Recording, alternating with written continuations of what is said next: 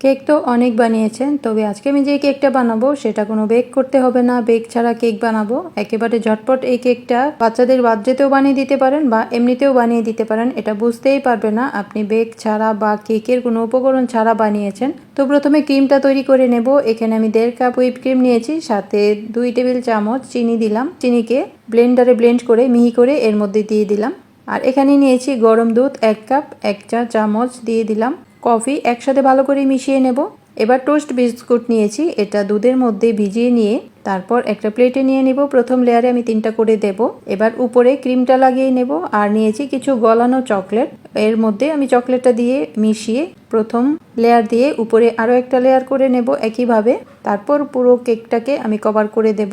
একইভাবে চকলেটও দিয়ে নিয়েছি। তারপর যার যার পছন্দ মতো ডিজাইন করে নিতে হবে। তো উপরটা আমি চকলেট গানাশ করে দিয়ে দিলাম। এটা চকলেট আর একটু হুইপ ক্রিম একসাথে মিশিয়ে আমি গরম পানির উপরে একটা প্লেটে বসিয়ে তারপর গলিয়ে নিয়েছি। তো পুরো কেকটাকে আমি চকলেট গানাশ করে এবার সাইড দিয়ে হালকা ডিজাইন করে নিচ্ছি। যেহেতু আমি ভালো ডিজাইন পারি না, তারপর একটু চেষ্টা করলাম। এটা কিন্তু খেতে অসম্ভব মজা হয়েছে। আর এটা বিস্কুট দিয়ে বানানো, কেউ বুঝতেই পারেনি। তো আপনারাও যদি শর্টকাটে সংক্ষেপে কেক বানাতে চান, এভাবে বানিয়ে নিতে পারেন। এটা অসম্ভব মজা হয় আর এটা বোঝার কোনো উপায় নেই, এটা টোস্ট বিস্কুটে করা। তো উপরে একটু চকলেট আমি গ্রেট করে দিয়ে দিলাম।